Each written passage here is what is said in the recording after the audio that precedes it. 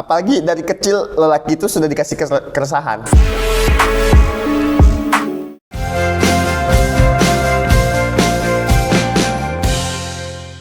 Oke, berarti di dalam itu tuh pasti ada kesenjangan ya Gilang antara Gilang bersama dosen. Tetapi bagusnya dosen IAK itu adalah dosen unggul dan bermartabat loh. Jadi ikut ini kan ya, ikut sebenarnya mengayomi juga ya Gilang ya, dan memberikan juga nasihat untuk kedepannya. Jadi seperti itu Gilang. Gilang kan sudah habis sidang nih. Berikan dong 2 kata untuk sidang Gilang. Sehabis sidang. 2 kata sehabis sidang, alhamdulillah selesai. Oke, hanya itu Gilang. Cukup 2 kata. Oh iya. Alhamdulillah 1, selesai 1, 2. Oke. Caca, boleh Caca kasih pertanyaan ke Gilang? Ini random. Random ya? Jadi sebenarnya nih, melihat kedekatan kalian, ada hubungan nggak sih? Karena denger-denger tuh album KTS-nya ada 3. Iya, kelas 3, kelas sebelah ada 3. Banyak kali gitu ya, Caca. Kelas lain 3. Nah, Jadi total kan jadi berapa, Caca? 9. Enggak, dilengkapi aja gitu, jadi selusin gitu kan 12 jadi ya. Kakak yang ke-10. Lalu, Jadi album ini sebenarnya emang doyan HTS atau emang nggak berani nembak? nah lo, Disclaimer kalau 9 HTS itu kayaknya nggak benar ya. Itu sengaja dibuat-buat. Adik saya emang kayak gini orangnya. jadi Tapi yang sebenarnya kalau untuk 9 HTS itu saya pernah main ke rumah teman, terus orang tuanya bilang dalam masa pacaran itu koleksi, seleksi, dan resepsi. Jadi nggak apa-apa sih ke koleksi banyak-banyak untuk diseleksi. iya benar sekali. Dikoleksi dulu, Ca.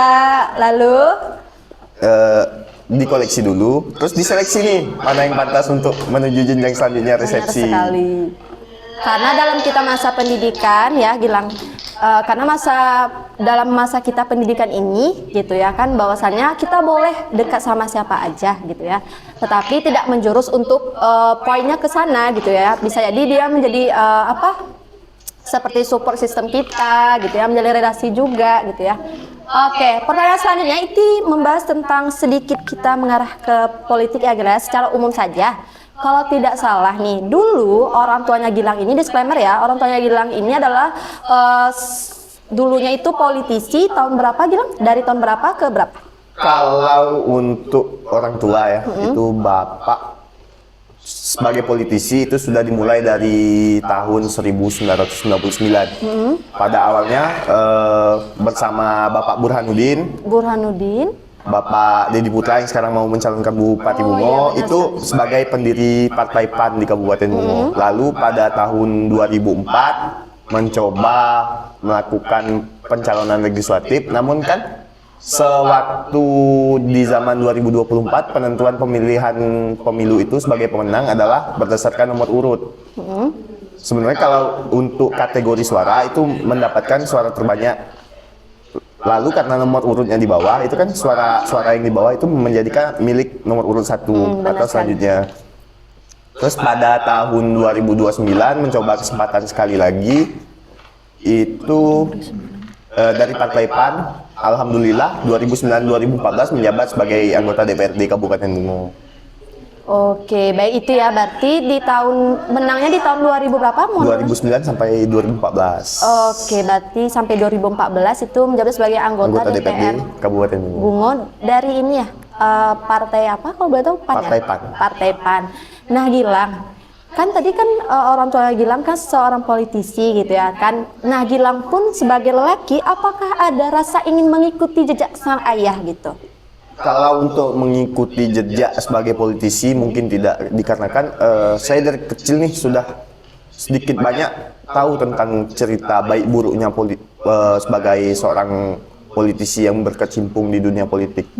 Di dunia politik itu bisa saja seseorang menghalalkan segala cara untuk mendapatkan kekuasaan. Lalu di dunia politik itu juga kita tidak bisa menganggap satu orang yang sudah sangat dekat kepada kita itu akan menjadi teman yang abadi kepada kita, dan satu musuh yang sangat membenci kita suatu saat bisa menjadi teman dalam hubungan politik kita. Wah, jadi kalau untuk kedepannya mungkin tidak mengikuti ya Gilang ya, karena sedikit banyaknya Gilang sudah melihat figur sang ayah gitu ya Gilang ya. Oke, enggak. Itu pun juga keputusan Gilang ya, kedepannya itu juga harus menjadi apa ya. Apalagi sekarang kan untuk berkecimpung di dunia politik ini, orientasi masyarakat terhadap pemilihan legislatif itu sudah menuju ke money orientation. Jadi siapa yang bisa membayar suara maka dia yang mendapatkan. Oh, jadi seperti itu. Berarti sedikit banyak Gilang sudah banyak tahu ya Gilang ya. Sudah mungkin mengevaluasi atau meriset juga ya Gilang ya di lingkungan sekitar mungkin ya. Oke, pertanyaan selanjutnya Caca. Oke, jadi menurut Abang, apa itu HAM? Kalau HAM itu hak yang melekat atas pribadi seorang manusia dari dia lahir sampai dengan dia meninggal. Jadi hak itu universal dimiliki oleh seorang. Oke, jadi bisa nggak sih Abang sebutkan, ada nggak sih batasan HAM bagi setiap manusia? Batasan HAM itu kan seperti hak untuk hidup, hak untuk beragama, hak untuk menyatakan bebas pendapat, hak untuk merdeka. Itu kan dijelaskan di Undang-Undang Dasar ya, pasal 28 sampai 28J. Mungkin batasan-batasannya itu dirincikan sih di dalam Undang-Undang Dasar. Kalau batasan HAM dari saya pribadi sendiri adalah ketika kita tidak mau diusik HAM kita oleh orang lain, ya jangan mengusik orang lain. Oke, jadi seperti itu ya. Intinya kalau kita mau disenggol dengan orang lain, kita juga tidak usah menyenggol ya. Jangan menyenggol orang lain. Iya benar sekali, karena baik lagi apa yang kita lakukan, begitu apa yang kita lakukan baik buruknya bakal berdampak lagi ya ke kita ya Gilang ya. Oke, Gilang, ini pertanyaan random ya, tetapi menjurus ke kuliah juga. Menurut Gilang, kuliah itu capek nggak sih? Capek dengan nggak capek itu menurut saya 50-50 ya. 50-50 ya Gilang ya. Karena ya capek sih, apalagi di fase penyusunan skripsi, pulang pagi, pergi pagi, pulang sore, terus menjalani dari semester 1 sampai dengan semester 8, cukup menguras waktu, mungkin capek. Tetapi di dalam perkuliahan kita kan juga menemukan teman-teman nih. Itu salah satu yang bisa menghilangkan rasa capek dalam melakukan perkuliahan. Jadi menurut saya bagi rekan-rekan yang masih menjalankan masa perkuliahan ini, carilah satu atau dua teman yang memang betul-betul bisa bersama kita dalam perkuliahan sampai dengan menyusun skripsi besok. Wah, jadi seperti itu ya. Kira-kira nih teman siapa aja yang dari awal semester sampai sekarang menurut Gilang? Boleh dikasih tahu lewat kamera ini? Kalau saya sih dari awal masuk kelas berteman dengan semua orang ya, Iya, tetapi memang pas mulai dari semester berapa ya?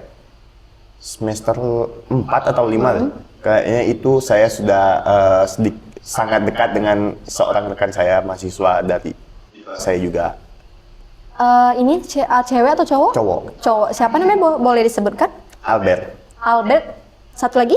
Hanya Udah, satu ya? satu. Oh, oke, satu saja ya. Gilang kan tadi Gilang kan ini sebagai orang laki-laki gitu ya. Otomatis ke depannya itu sangat besar ya Gilang ya. Sangat besar sekali tanggung jawab ke depannya. Menurut Gilang, ada nggak sih keresahan tersendiri menjadi laki-laki? Tentunya ada ya. Apalagi dari kecil lelaki itu sudah dikasih keresahan. Oh, seperti Seperti laki-laki yang di sini nih kecilnya meresahkan nggak sunat meresahkannya. Dari kecil ada sudah ada keresahan dalam hidup laki-laki. Terus kalau untuk di masa yang akan datang mungkin keresahan itu laki-laki itu kan sebagai suatu saat bakal jadi kepala keluarga nih. Iya, benar. Jadi dalam menjadi kepala keluarga tuh keresahan yang muncul tuh mungkin bisakah saya bertanggung jawab untuk memimpin keluarga ini? Karena kita berkeluarga kan bukan hanya menyatukan dua insan, tetapi menyatukan dua keluarga besar. Jadi di situ menjadi tanggung jawab seorang laki-laki dalam membina rumah tangganya kelak. Oke, berarti kalau menjadi lelaki ini bebannya lumayan berat ya Gilang ya. Mulai dari kita kecil saja kita sudah diberikan tanggung jawab oleh orang tua. Karena kalau ke perempuan itu mungkin lebih disayangi gitu, kalau laki-laki ke perempuan itu lebih mengayomi ya Gilang ya. Oke, berarti Gilang sendiri itu banyak ya tanggung jawabnya ya Gilang ya? Kalau tanggung jawab tentu, karena bertanggung jawab pada orang tua itu sudah jelas. Dan kita sebagai kakak di rumah, jadi kan saya masih memiliki adik nih. adik saya itu merupakan tanggung jawab dari saya juga untuk memimpin dia sampai ke masa depan yang lebih baik. Menurut Gilang, apakah Gilang sudah mengimplementasikan ilmu Gilang dalam menjadi lelaki gitu? Kan banyak sekali tuh ilmu yang Gilang dapati dari relasi sana sini gitu kan. Apakah sudah diimplementasikan dalam kehidupan sehari-hari? Kalau untuk implementasi dalam kehidupan sehari-hari ya, kita ambil contoh dari judul skripsi kemarin, kan saya melakukan penelitian di Dinas Koperasi Usaha Kecil Menengah Perindustrian dan Perdagangan Kabupaten Bungo. Nah, waktu wawancara sama Pak Kadis tuh, setelah saya jelaskan tentang isi skripsi saya, dia langsung ngomong, udah tutup aja skripsi kamu, nggak usah lagi, nggak perlu saya baca. Nanti selesaikan skripsi ini dengan secepat-cepatnya, lalu hubungi saya, bantu saya untuk menjadi pendamping UMKM yang ada di Kelurahan Sungai Pinang.